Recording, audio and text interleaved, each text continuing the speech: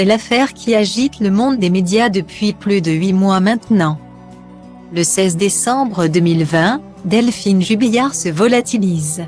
Depuis, plus aucune nouvelle de la jeune infirmière à l'hôpital d'Albi. Dans ce genre d'affaires, les enquêteurs s'intéressent particulièrement aux dernières heures avant la disparition de la personne. Dans le cas de la jeune maman de 33 ans, ils se sont principalement intéressés aux traces laissées par ce virement bancaire.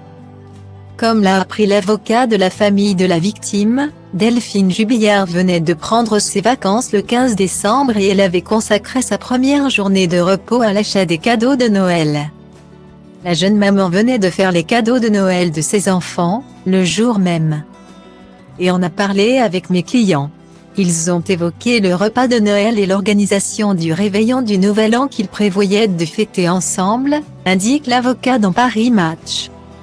La mère de 2 enfants de 6 et 2 ans ne s'est pas arrêtée là dans ses achats. En instance de divorce avec son mari, Cédric, elle fréquentait un autre homme au moment de sa disparition. Celle qui avait pour projet de refaire sa vie avec son amoureux de Montauban a décidé de se faire plaisir en commandant du vin, selon les informations de la Dépêche du Midi. Rien d'étonnant puisque son amant, sur lequel on sait peu de choses, venait de déclarer à sa femme sa relation extra-conjugale. L'infirmière, qui vivait dans une maison insalubre, se réjouissait de quitter son mari pour une nouvelle vie avec son amant.